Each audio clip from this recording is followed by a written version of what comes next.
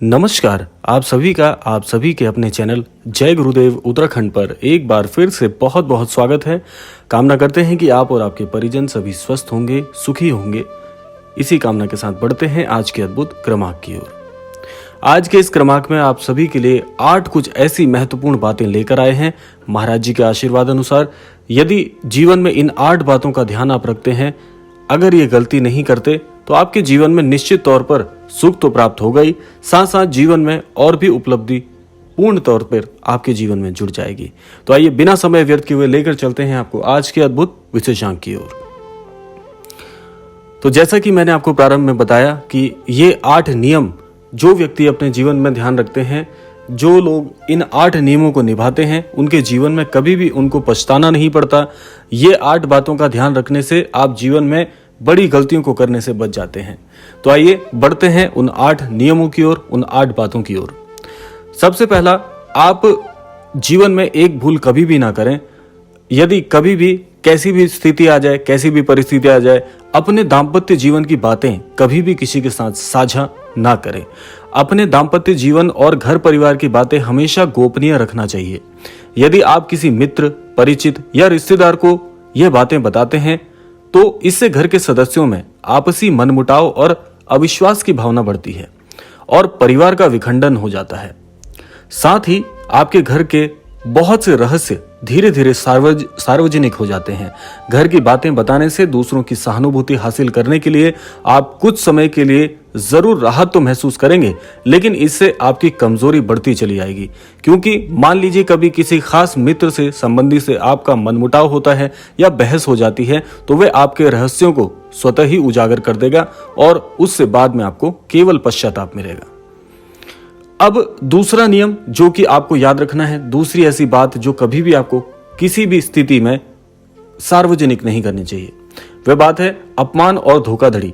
यदि सार्वजनिक रूप से या व्यक्तिगत रूप से आपका किसी ने अपमान किया है, आपने किसी के साथ बहस की या किसी के साथ भी कोई विवाद हो गया और आपको उस स्थिति में अपमान ग्रहण करने को मिला या अपमान की प्राप्ति हुई, तो उसका जमकर प्रतिकार आपको करना है। यह भी याद रखें, यदि आप अपने अपमान को प्रचारित करेंगे या किसी को बताएंगे कि अमुक व्यक्ति ने मेरा अपमान किया, तो फिर कई लोग आपका अपमान करने लगेंगे, क्योंकि लोगों को आपके साथ कभी सहानुभूति नहीं रहती।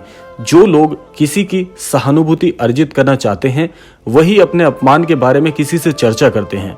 दूसरा यह है कि खुद के साथ हुई धोखाधड़ी को हर किसी को नहीं बताना चाहिए। जिसके पास आपका इस बात का समाधान हो उसे ही बताएं, नहीं तो आप हंसी के पात्र बनेंगे और लोग आपकी कमजोरियों से आपके जीवन के रहस्यों को समझना प्रारंभ कर जाएंगे। अब बात करते हैं तीसरे ऐसे नियम की जो आपको कभी भी साझा नहीं करने चाहिए। वह है आपकी आर्थिक स्थिति या परिस्थितियां, आपके आर्थिक हालात। आप अपने घर के आर्थिक हालात पर किसी से चर्चा ना करें। यह बहुत महत्वपूर्ण बात है, क्योंकि धन को सदैव गुप्त रखना चाहिए। और ये हमारे शास्त्रों में भी बताया गया है कि जो लक्ष्मी होती हैं बड़ी चंचल होती हैं, इसीलिए धन की बातों को सदैव रहस्यमय रखें, गुप्त रखें। लोग जानना चाहते हैं कि आप कितना कमाते हैं। ये एक बहुत ही स्वाभाविक सी बात है। हर किसी को बहुत ही अच्छा लगता है दूसरे की आर्थिक स्थिति जानने के बारे में।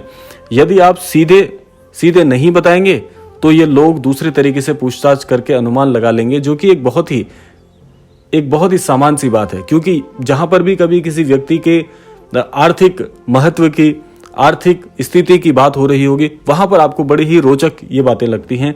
इसीलिए इन बातों को कभी भी सार्वजनिक नहीं करना चाहिए। इससे क्या होगा कि हालांकि आप अच्छी स्थिति में भी होंगे, लेकिन अपनी बात अगर आप चर्चा में लेकर आएंगे और उसको सार्वजनिक करेंगे, तो आप अपने धन को जितना भी हो सके इसको सदैव गोपनीय रखें, क्योंकि आपके लिए ये बहुत अच्छा होगा। इसलिए नहीं कि लोग कर्ज मांगेंगे और फिर लौटाएंगे नहीं, क्योंकि बहुत से लोग यह भी जानने का प्रयास करते हैं कि अगर अमुक व्यक्ति के पास धन ज्यादा है, आर्थिक स्थिति अच्छी है, तो चलो कुछ नहीं, इससे कर्जा ही ले लेते हैं। तो ऐसा नहीं है कि केवल इस स्थिति के लिए हो, इसके और भी कई कारण हैं। धन को अपने मित्र, परिचित या रिश्तेदारों से गोपनीय रखना चाहिए और हमारे धर्मशास्त्र भी इसकी यही सलाह देते हैं। तो यह था तीसरा नियम। बढ़ते हैं चौथे अद्भुत नियम की ओर। चौथा नियम क्या कहता है कि गुरु मंत्र, साधना और तप इनकी जानकारी, जो कि आध्यात्मिक प्रगति के लिए बड़ी ही महत्वपूर्ण है। अगर आपको किसी गुरु के द्वारा या आपने कोई साधना की है या कोई तप किया है, उसका फल यदि आपको मिल गया है तो वह कभी किसी को नहीं बताना चाहिए। यदि आपने किसी योग्य गुरु से दीक्षा ली है तो उसके द्वारा दिया गया गुरु मंत्र सदैव गोपनीय रखना चाहिए। अपने गुरु के द्वारा प्राप्त गुरु मंत्र कभी किसी और के साथ साझा नहीं करना है, इस बात को रेखांकित कर लीजिए। हालांकि गुरु मंत्र कई प्रकार के होते हैं, जैसे किसी ने आपको कुछ ज्ञान दिया, कुछ हुनर सिखाया, वह भी एक गुरु मंत्र है। इसके अलावा यदि आप किसी भी प्रकार की साधना करते हैं, तप या ध्यान करते हैं, तो उसे गोपनीय रखें, अन्यथा वह निष्फल हो जाता है। क्योंकि एक ज्ञान, ये बात बहुत पूर्ण रूप से सत्य है कि हो सकता है कि जो गुरु मंत्र आपके गुरुजनों ने आपको दिया हो, वह गुरु मंत्र केवल व्यक्तिगत रूप से आपके लिए हो। अगर वो गुरु मंत्र आप बता भी देते हैं तो यह जरूरी नहीं कि दूसरे व्यक्ति के लिए भी वो आपके समान कार्य करेगा। तो इसलिए सबसे अच्छी बात यही है कि अपनी इन बातों को सदैव गुप्त रखें। अब चलते हैं अगले नियम की ओर, जो कि 5वां नियम है। इसके लिए आपको ध्यान रखना है कि अपनी अयोग्यता या किसी भी प्रकार की कमजोरी, बहुत महत्वपूर्ण बात है। जीवन में सबसे ज्यादा काम आने वाली बात यही है कि अपनी योग्यता या कमजोरी का जिक्र कभी किसी से नहीं करना चाहिए। हालांकि बहुत सी जगह या मामले में इसे गोपनीय रखना घातक भी सिद्ध हो सकता है, लेकिन बहुत से मामलों में इसे उजागर करने से आपको लोग कमजोर समझकर आपके साथ गलत व्यवहार करने लगेंगे। मान लीजिए कि अगर आप बुद्धि, एक उदाहरण स्वरूप मैं बता रहा हूं कि यदि आप बुद्धि से कमजोर हैं और आप यह राज किसी से साझा करते हैं, ये रहस्य किसी को बताते हैं कि मुझे चीज़ें जल्दी याद नहीं होती, ये कमजोरी है आपकी, और अगर आप इसको उजागर कर देंगे तो लोग समझ जाएंगे कि आप किस मामले में कमजोर हैं। फिर कई लोग आपकी उसी कमजोरी का फायदा उठा सकते हैं। तो इसीलिए इस बात को बहुत महत्वपूर्ण तरीके से ध्यान में रखना है कि यह बात किसी से नहीं बतानी है। इसलिए इस बारे में आप अच्छे से विचार कर लें कि कब, कहां, कौन सी कमजोरी गोपनीय रखनी है। कमजोरी और अयोग्यता में फर्क करना भी आपको सीखना चाहिए। अब आते हैं अगले नियम की ओर, जो कि 6वां नियम है। अपने द्वारा किए गए दान, पुण्य या किसी भी प्रकार की सार्वजनिक सहायता को कभी भी उजागर नहीं करें। जैसे कि आपने जो भी दान दिया है उसे सदैव गुप्त रखें, तो ही उसका लाभ मिल सकता है। गोपनीय दान देवताओं की नजर में रहता है और जिस दान का बखान किया जा रहा है उसका फल सदैव निष्फल हो जाता है।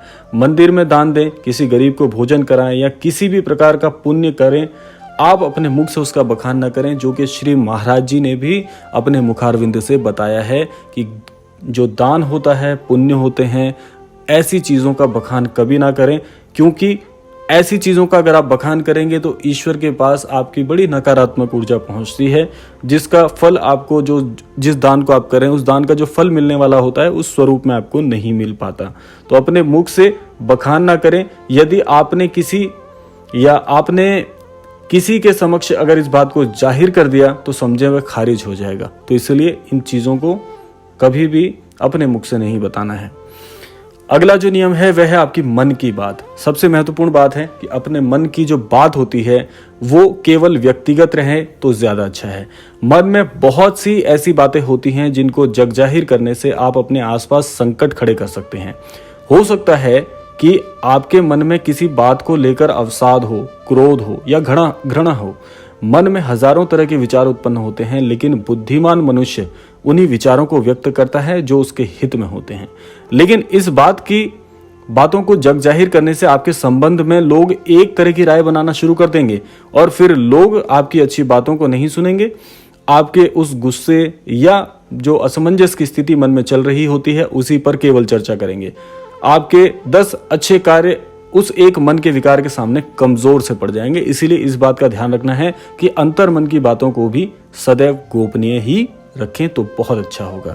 अब है अंतिम और 8वां नियम, जो कि बहुत महत्वपूर्ण है, जो कि है यदि आपके जीवन में आपका स्वास्थ्य खराब रहता है तो आपके स्वास्थ्य के लिए जो महत्वपूर्ण औषधियां, दवाइयां लगती हैं, आप यदि किसी भी प्रकार की दवाई खाते हैं तो उसे गोपनीय रखें। माना जाता है कि दवा का असर भी तब तक रहता है जब तक वह गोपनीय होती है।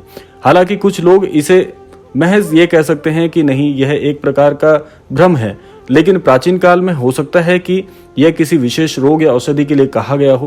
पहले के लोग बहुत सी दुर्लभ वनस्पतियों के बारे में जानते थे।